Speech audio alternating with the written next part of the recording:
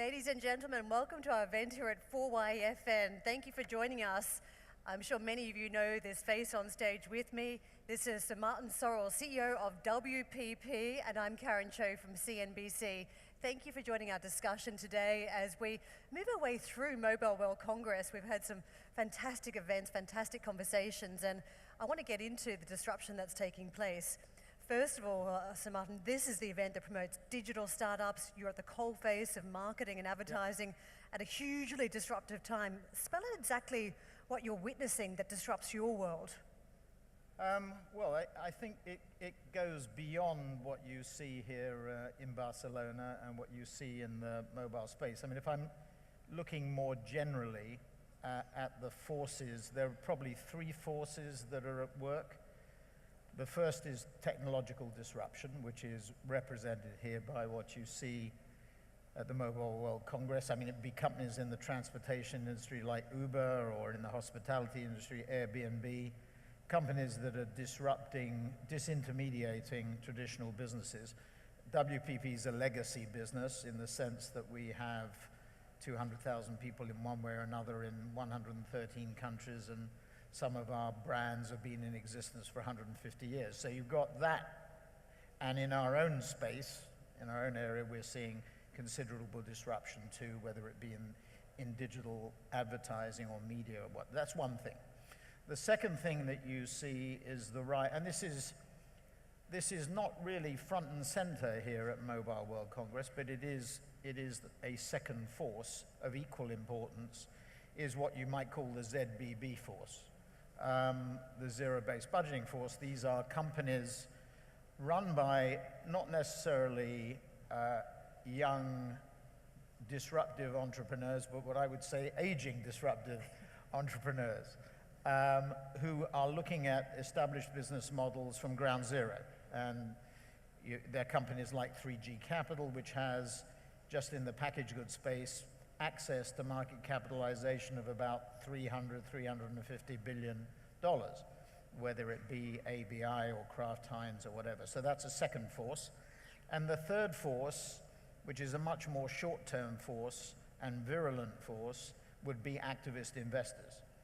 And you've got an example of that, again, in the packaged goods space. Only a week or so ago, Nelson Peltz taking 1.5% of the cost of $3.5 billion in Procter & Gamble. So, and then you've got Bill Ackman, who also took a stake in Procter & Gamble some years ago, and Dan Loeb. I guess those would be the three most celebrated examples. So what you have, Karen, is a technological disruption, you have a business structure disruption, and then you have a short-term disruption as well. Activist investors say they are in there for the long term. If that is the case, the perception is they're in for the short term, so they need a big advertising campaign to alter the perception.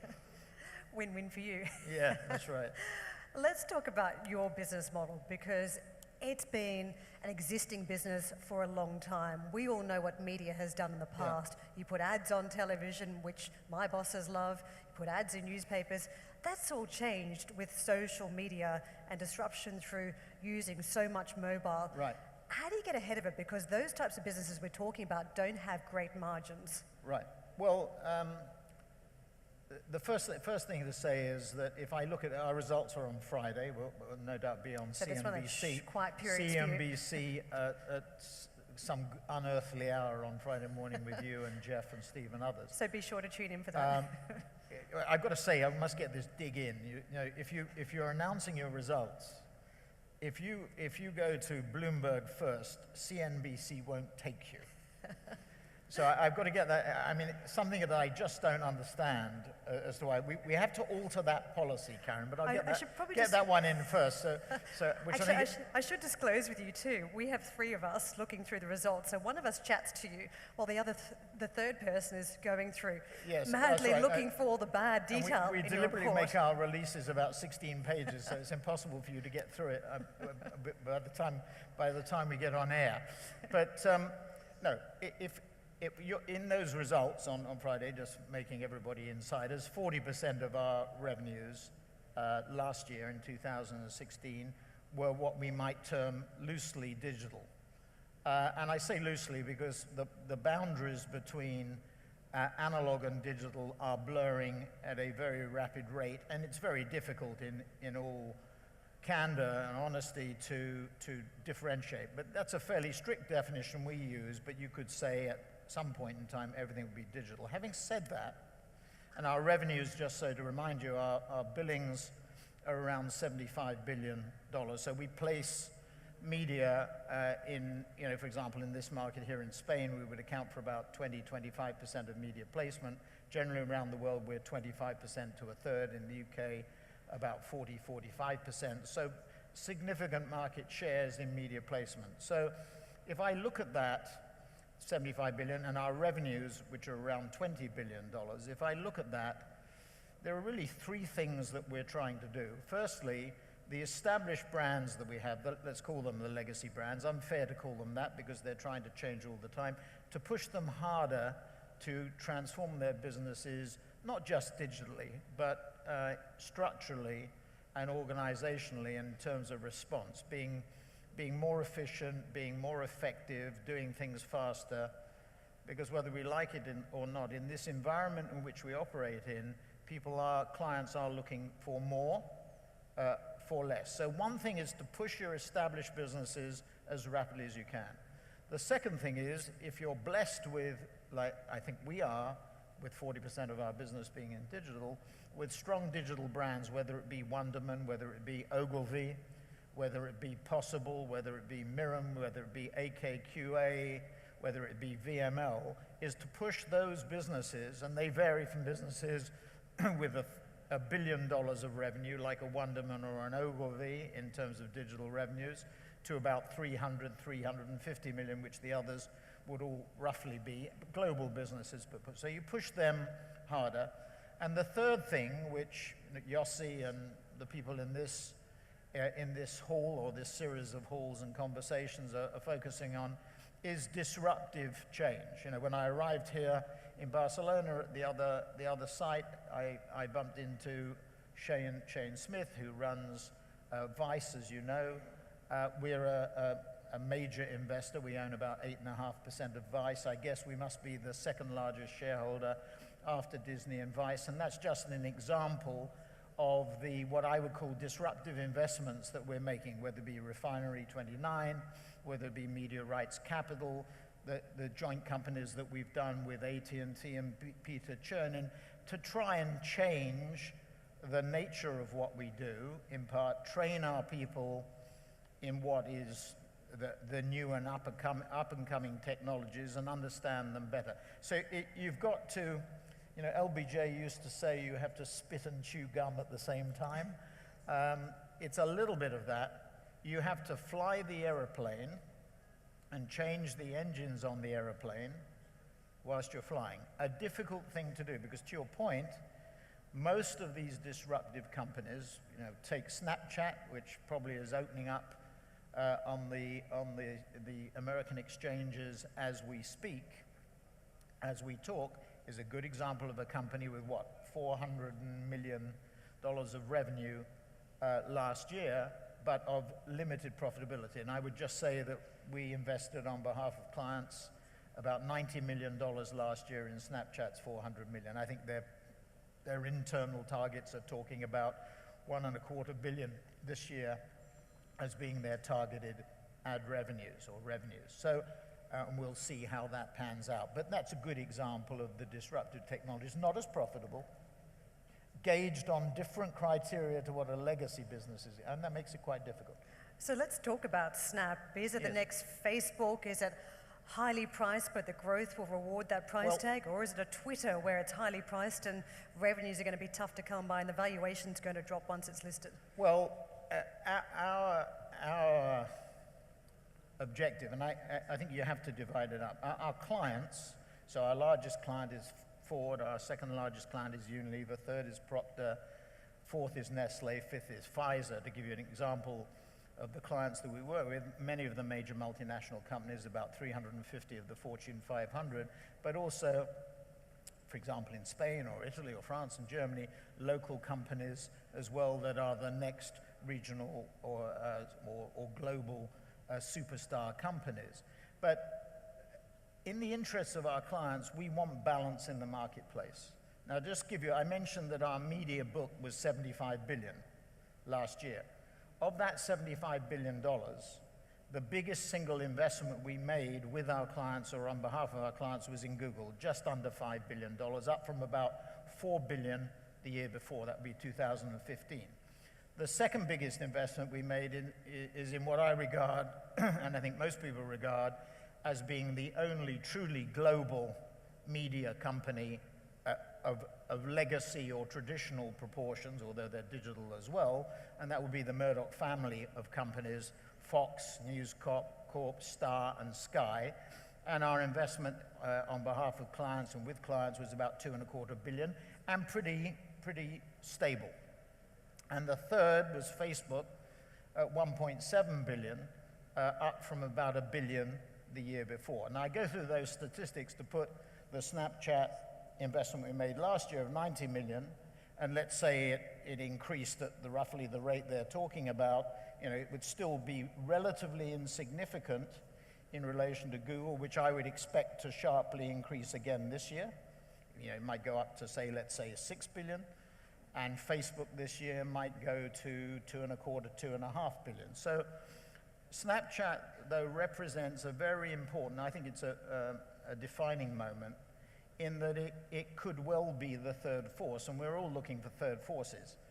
AOL, if it completes its acquisition of Yahoo, and just to give you context for that, we spend between AOL, Yahoo, and Microsoft about $750 million.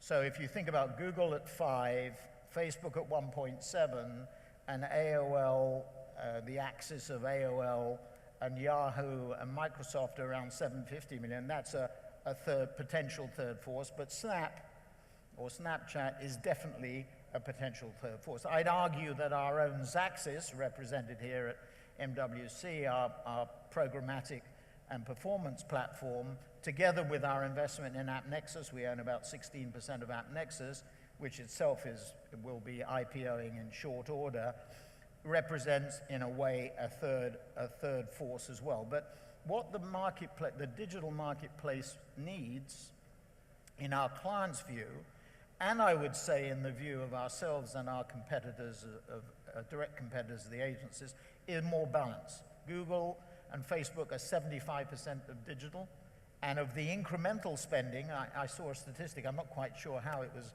concocted, but it was said 103% of incremental spend last year went to those two companies. So there is a need, and the reason I say that, and I'm sure it's on Karen's list of questions, but it leads us into it, there are a number of very basic issues that have surfaced since we last met here in Barcelona of key importance. The first is measurement. Clearly, we measure media in 52 countries around the world. That's through Kantar Media, again represented here at the Mobile World Congress. We measure media, but the techniques, particularly in America, the Nielsen technique, which is the monopoly effectively in America, particularly of traditional media measurement, is inadequate in terms of measurement. When Philippe Doman, when he used to be at Viacom, used to complain that MTV or Nickelodeon weren't rated properly, he was right by Nielsen. He was right. May not have been as right as he would like to have been, but certainly the audiences are underestimated. There is no doubt that screen viewing of all types is on the increase, not on the decrease.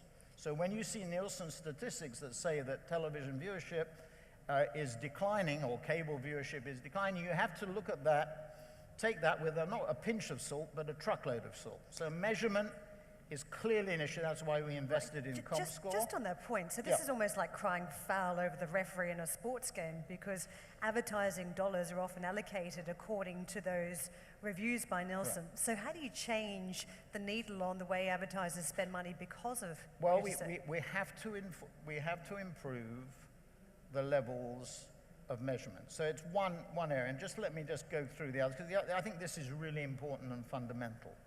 The second area is viewability.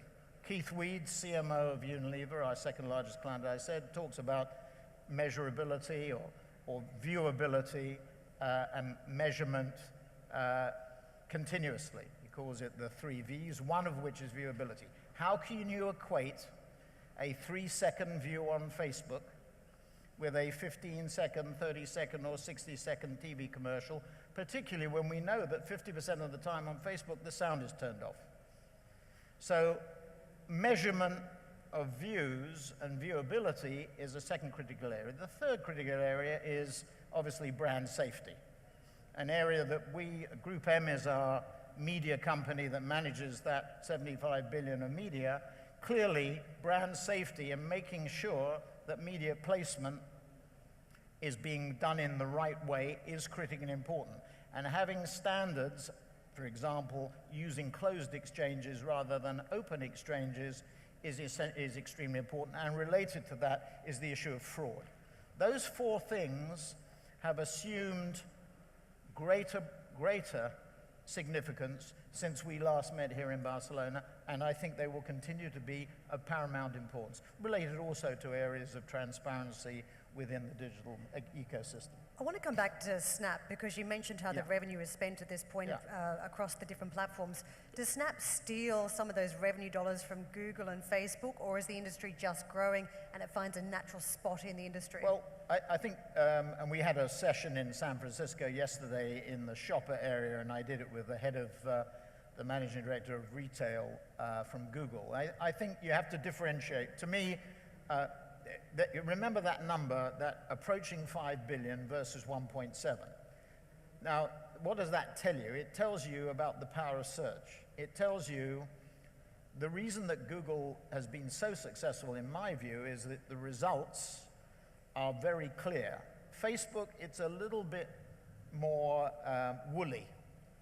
I've always referred to Facebook as a brand mechanism. As a way of building brands, rather than necessarily being about effective sales generation in the short term. And I think those statistics, the gap between Google and Facebook in terms of our numbers has lessened, but Google's still paramount importance. The threat to Google, in my view, which we discussed yesterday in San Francisco, is Amazon. It's Amazon and search on Amazon that is potentially the biggest threat. The threat to Facebook, however, is from Snap or Snapchat. Centennials, that's not 100-year-old people, but people born after about 1997, are more frequent users of Snap or Snapchat than they are of Facebook. But Facebook's moving quickly, right? And you say they're the challenger. They've done 2 things. They've tried to buy Snap, I think, on at least 2 occasions. You would know that. Yes. And then I think they've made 13 product changes or something of that order to their product suites to try and catch up or deal with the possible competition for Snapchat. So what you've got is a sort of an ecosystem that is starting to shift, and there's some very interesting changes, and maybe by the next time, hopefully we're doing this next year, you'll have seen some of those changes and we'll be able to assess them. But there are some significant changes in the marketplace, and I would say, just coming back to the point, my favorite question to clients and people in our own organization, media owners, is what keeps you awake at night? Or when you get up in the morning, what worries you when you're thinking about the day or the coming months? The answer to that question most frequently now is Amazon. Amazon's tentacles are spreading rapidly into all areas. It used to be about Google and Facebook. It's now shifting. Maybe we'll see Snapchat higher up on that agenda as well. I don't disagree with you on that point. When it comes to Snap, though, and the mimicking of functions that Facebook has embarked upon, what advice do you give to Snapchat? I mean, what do they do at this point to try and stay relevant or find perhaps new areas of growth? How do they protect themselves in a fast-moving environment when they're the disruptor, potentially being disrupted? Okay. Well, when people say they're worried about Amazon or express their concerns, I think the biggest concern that our clients have, the biggest line item, and come back to those zero-based budgeters for a minute, when they get their hands on a target's P&L, the biggest line item that they will come across is media investment. Many times clients say to me, WPP is their biggest supplier. I don't like the use of the word of supplier, but that's often what they use, or vendor, which I also don't like. Junior partner is what I prefer. But they say, and that because they look at the media cost, that's not our revenue. It's the difference between the 20 billion and the 75 billion.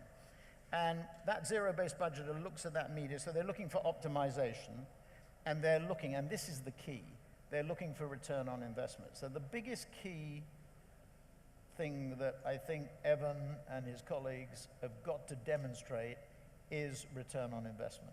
The number of clients that say to me, because of disruption, because of ZBB, because of activist investors, is we have to make sure that the return on our media investment is considerable. Now, it's a bit of a strange one, that, because a lot of the clients, particularly in the packaged goods area and in the automotive category, spend more money on sales than they do on marketing. And you have this extraordinary thing that in most organizations, the sales function is disassociated from the marketing function. And I remember, I won't mention the name of the client, but about 7 or 8 years ago, we were pitching the media of a client, which today we have a very considerable share of. In those days, we had nothing. And the revenues of that company, let's say, were about $100 billion. Its profitability, let's say, was around $15 billion. It spent in above-the-line advertising about $3.5 billion, $4 billion. On sales incentives and money to the trade, it spent more in discounts and money to the trade than its profitability. So you have this sort of strange situation where there's a lot of focus on media cost, and there is very little, or in my view, not sufficient focus, not just my view, a lot of people's view, on sales and the sales function. Uniting the sales and marketing function is, in my view, going to become more and more important. That's what we were doing in San Francisco yesterday with our shopper networks, Geometry and others, focusing on that. So there are some things happening, but the answer to your question is data and having return on investment data that proves that you can optimize your portfolio. It's the holy grail. What should I spend and where I should spend it? Right. We're almost out of time, so let's close out on Trump. You've just come back from the States, and Snap kind of gets us into this because I was talking to one of your competitors this morning. I think it's the one you don't like. Do we have any competitors? I think Havas thinks that you're one of your competitors. Anyway, they were saying that content disappears from Snap, so you don't have the issue with fake news. There's no follow-up, there's no managing of the content. Trump has taken aim at this whole concept of fake news. What does that mean for marketers that might be I think it means more for you at CNBC than probably it means for WPP. So the credible organizations. But let me just use this as an opportunity to say a little bit about the president, who, as we all know, addressed Congress last night. You've got about 1:39. Okay, so whatever you think and whatever we think in Europe, I would just underline one thing. This administration is a dramatic difference to the previous administration. And I'm a member of the Business Council and the Business Roundtable in the US, the largest US-based companies. And what is dramatically clear is whereas the Obama administration was diffident, or I would say almost dismissive of the business community and dismissive of contact and engagement, this is an administration that is clearly, from a US perspective, pro-growth, pro-business, and heavily engaged. Whatever you think about the president's agenda over the last 4 weeks, it has been peppered with engagement with different parts, manufacturing industry, healthcare industry, retail, across the spectrum. And the fact that America is $18 trillion of GDP out of a worldwide total of about 72 trillion, it is the biggest engine. And if the biggest engine is growing faster, that ultimately is certainly good for America. So America First is about America, but it's not necessarily bad news for the rest of the world. It's probably, on balance, good news. And I would say in the short to medium term, he will probably be successful. I mean, he has to implement his policies on tax, on regulation, on spending, all the things that he's laid out. He has to implement them, and he has to get them through Congress. But the atmosphere is remarkably different. And I can say that as a foreigner, observing it as a foreigner, remarkably different from what we've seen in the last 8 years under the Obama administration, for good or bad. And so I would just make that point. So I think economically, and for business, in the short to medium term, I think the US economy will pick up quite strongly. We tweet out these comments, not just pro-growth, pro-business, he might be pro-WPP as well. Thank you so much for your time here.